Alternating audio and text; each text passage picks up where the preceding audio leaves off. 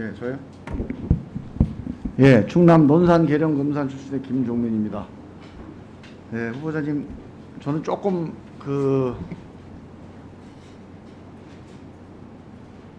신상 문제 말고 조금 근본적인 문제를 한번 좀 여쭤볼게요. 이번에 이제 대통령 선거가 상당히 저는 의미가 크다고 봅니다. 대통령 선거의 결과에 의해서 후보자가 지금 법무부 장관 후보자로 지명되신 거 아닙니까? 그래서 대통령 선거에 국민들이 어떤 민심을 담았는지, 그게 지금 한동훈 후보자의 사실상 정치적 뿌리가 되는 거예요. 모태가 되는 거예요. 이 대통령 선거에서 민심, 국민들은 이번 대통령 선거를 통해서 뭘 얘기하고 싶었는지, 여기에 대한 의견 한번 좀 얘기해 주세요. 의원님, 제가 정치를 잘 모르고 아직 뭐 정치인인 것도 아니어서 근데 법무부 장관은요, 뭐 정무직이기 때문에 사실 광의의 의미, 뭐 여의도 정치의 이런 쌈박치 정치 말고 광의의 의미에서 정치적 책임을 가지고 행정에 참여하는 겁니다. 그런 점에서는 이 정치적 사안에 대해서 저는 뭐 정답이 있는 게 아니니까 그냥 소신껏 얘기를 해보세요. 제가 공개적으로 말씀하실 정도로 이렇게 제가 간단하게 얘기를 해주셔야 돼요. 나중에 끝나고 나서 좀 자세하게 얘기를 하시더라도 의원님, 핵심만. 나중에 한번 생각할 기회를 주시면 어떨까요? 이렇게 말씀하시니까 제가 그거를 그렇게 말할 정도로 준비가 그럼 안 돼 제가 있습니다. 얘기를 할 테니까 예. 거기에 대한 의견 한번 그렇게 얘기해 해주시면 보세요. 좋겠습니다. 이번에 저는 다른 것보다도 양쪽 후보가 국회의원 한 번도 안 해본 영선 후보가 됐다. 이게 되게 중요하다고 봅니다. 그동안에 정치 잘못했다는 거예요. 그동안 정치한 사람들, 당신들 못 믿겠다. 기성 정치에 대한 전 탄핵이라고 봅니다. 저는 윤석열 당선인을 찍지 않았어요. 지금도 불만이 많습니다.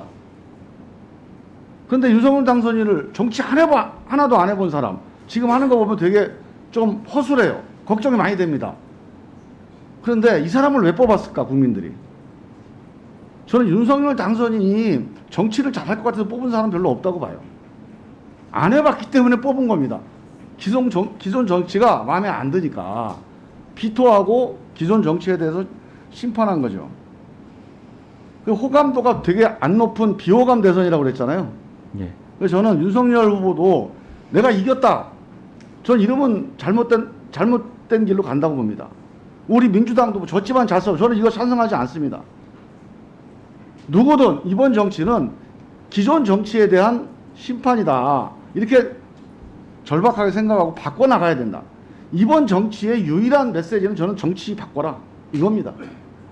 윤석열 믿겠다. 윤석열 밀어주자. 이게 아니에요. 그래서 저는 정치의 근본적인 문제를 좀 한번 바꿔야 된다고 좀 보는데,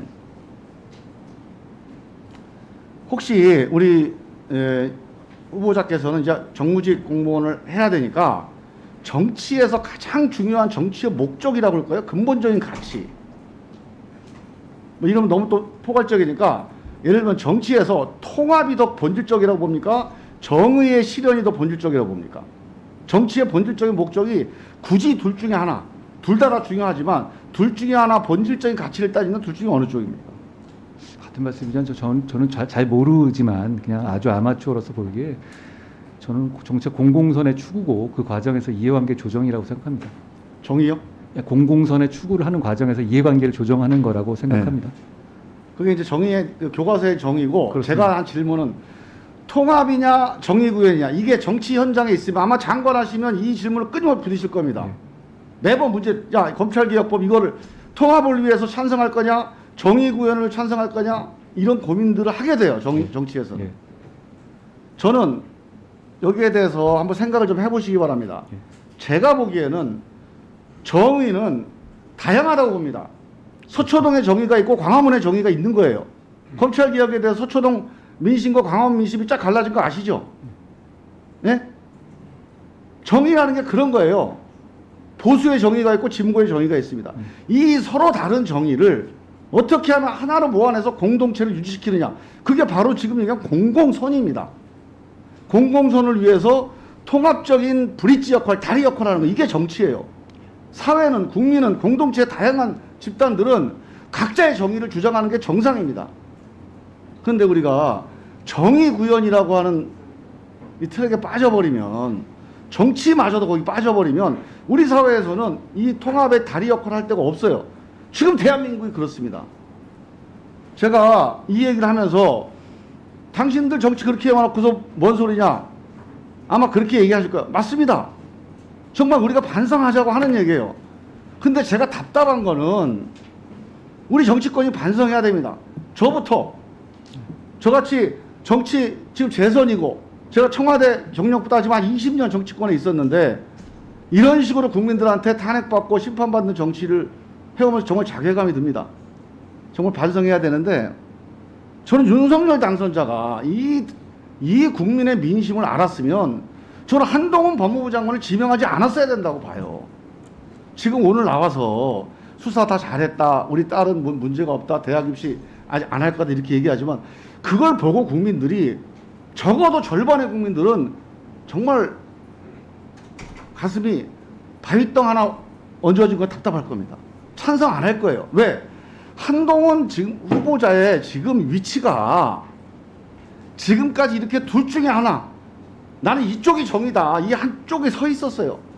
우리도 잘못했지만 이 새로운 정권, 국민들이 새로 해보게라고 정권을 맡겼으면 기존 정치, 그런 분열의 정치, 대결의 정치, 적대의 정치, 한쪽의 정치, 광화문 정치, 서초동 정치, 갈라서는 정치 말고 새롭게 한번 해보자고 그런 사람 법무부 장관 좀 시키면 안 됩니까?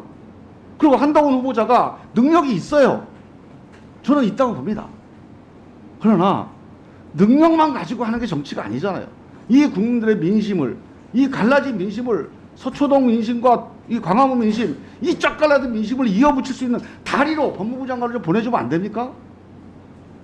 그거 하라고 대통령 뽑아준 거 아니에요, 이번에? 정치 안 한 사람을? 1분만 더 주세요. 네. 저는 그래서 답답합니다. 저는 한동훈 후보자 개인에 대해서 능력이 없거나 뭐 사건 여러 가지가 많은데 그거에 대해서 아직 밝혀진 게 없으니까 그렇다고 치자고요. 누가 뭐래도 내가 아까 이 검수완박 이 인사말을 문제 삼은 게 바로 그겁니다. 그러면 만약에 이렇다면 당선인이 뭐 판단을 잘못해서 그렇게 할 수 있어요. 아, 능력만 보고 할 수도 있습니다. 또 친하니까 할 수도 있어요. 그런데 그러면 당사자라도 아, 민심이 이렇고 또 바라니까 이런 거니까 나는 가면 법무부 장관 하더라도 과거에 어떻든지 간에 서초동 민심, 광화문 민심 하나로 이어붙이겠다. 서초동 민심도 대한민국 민심이다. 이 민심하고 맞서 싸우지 않겠다. 이런 각오와 의지, 결단 정도는 있어야 법무부 장관 할 수 있는 거 아닙니까? 거기다 대고 한쪽을 대변하는 용어, 그런 정치적 선동에 해당되는 용어를 써서 한쪽과 맞서 싸우겠다. 내 뿌리는 광화문이니까 나는 서초동 민심과 맞서 싸우겠다. 이런 식으로 법무부 장관 수사권을 던지는 게 맞느냐 이거죠. 네. 의원님, 제가 그동안 사건 해오고 이런 거 보면 제 뿌리는 꼭 광화문은 아니고요. 그리고 의원님 말씀 제가 장시간 동안 진짜로 진심으로 감사하게 새길 부분이 많이 있다고 생각합니다. 그리고 그 점을 제가 그렇게 깊이 생각은 못 해봤는데 지금이라도 말씀하신 부분 제가 진심으로 잘 새겨 듣겠습니다. 네, 수고하셨습니다. 다음은 김형동 의원님 질의하시겠습니다.